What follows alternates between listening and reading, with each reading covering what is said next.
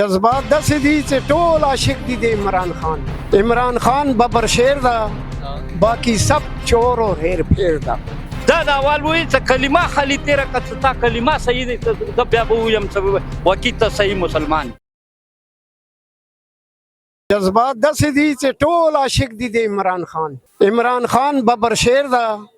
बाकी सब चोर और हेर फेर दा। पाकिस्तान में 5-6 ये चोर मिलकर पाकिस्तान को तबाह करते हैं और अमेरिका से डॉलर लेकर खा जाते हैं, गरीबों पे दबाव डालते हैं। और इमरान खान सच्चा आदमी है। دوه ورکن کنونشن د پی ټی آی ول ډیر خلک راغلي دي، تاسو هم ځان را ورسول، ډیر زیات داسې مشکلات هم مختراغلو، سو وجه د دومره مینه ولې د خان سره ګوره زه یوه خبره کوم، ما اوس د نورو هغه سره مو وکړلې جی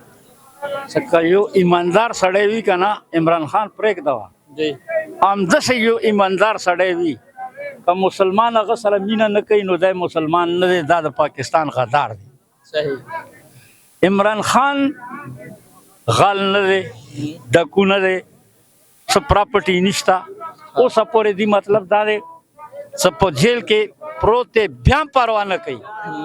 بیا هم د چا هغه نه کوي څه به نه جیل کې زه خوشحال یم. صحیح صحیح شپې تهجد ته پاڅېږي، قرآن تلاوت کوي، دا بالمزانو ته ووایه څه کلمه صرف یو کلمه نور پرېږده وه لمونځ پرېږده وه، دا څه کوم اقتدار ته خوشحال دي څه مو به وزیر اعظم جوړېږم. دا د اول وایي څه کلمه خالي تېره که څه تا کلمه صحیح دی زه بیا به ووایم څه وکیل ته صحیح مسلمان ته څه ماشاءالله تاسو کافي عمر دی، تاسو نور هم حکمرانان لیدلی وي، چېرې د نورو کې تاسو ته داسې څوک نه لګي چېرې صحیح سړی شته پاکستان به لږې ښې طرف ته بوځي؟ په ټولو حکمرانانو کې یعنې لیاقت علي خان نه بعد څه څومره حکمرانان راغلي دي جی په دې کې صرف واحد یو بټو و چې هغه امریکې ته کاغذ واخیستو وشلولو په مخ یې ورته وروغوستو ته به ایټم بم جوړوې زه به نه جوړوم، زه به د خپل ملک دفاع نه کوم. صحیح اور دویم څه کوم دی الله تعالی یو بل موسی پیدا کړلو څه نام یې دی عمران خان. صحیح واورو د عمران خان مخالفینو انشاءالله دا موسی به تا رووځي اور تاسو ته به خپل هغه ښیي چې زه وګوره زه څرنګې دغه یم. اور دا د ملک خیرخوا دی، د ملک هغه دی، ملک ته ترقي ورکونې والا دی. دا خو قدران دي ټول، دو خو ملک تباه کو 70 ساله دو ملک وخوړلو او اوسه پورې یا مړه نه شو، نه لور مړه شوه، نه د پلار مړ شو، نه تره بچي مړه شو. او که دا ښه سړی وی نو بچي به په لندن کې نه و، بچي په لندن کې دي دا رالولو. خو زه افسوس دا کوم څه دې ته ریلیف میلاو شو ویلي یو غله ډکو اشتهاري مجرم ته ریلیف میلویږي اور یو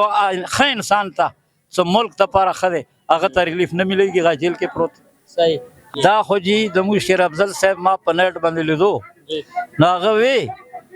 څه کوهاټ کې 10 تاریخ د بلاور جلسه دی، ما جلسه په 10 تاریخ باندې سوات کې وه، خو چونکې هغه جلسه زه کینسل کوم، زه به په کوهاټ کې دې سره مقابلې کې جلسه کوم، دې ته به زه ښیم څه زما کنونشن څرنګې دی او د تا جلسه څرنګې دی. نو کیدای شي چې تاسو هغه ځای ته هم لاړ وئ لیدلي مې وي نو د خطا خپله وګوره د مخلوق ګورئ، ماشومان ښځې زنانه راغلي دي پاسه ناستې دي.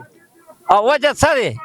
او وجه دا دی چې سړی ایماندار دی، ایمان نه ډاک دی، غیرت نه ډاک دی، ډرنے والا نه دی، ډټ کې ولاړ دی. ورته سوال زری ورته سیاستدانو وکړي چې ته لږ بار لاړ شه، هغه ورته هېڅ بار نه، میرا جینا بھی یہاں ہے اور میرا مرنا بھی یہاں ہے، یہ ہمارا ملک ہے.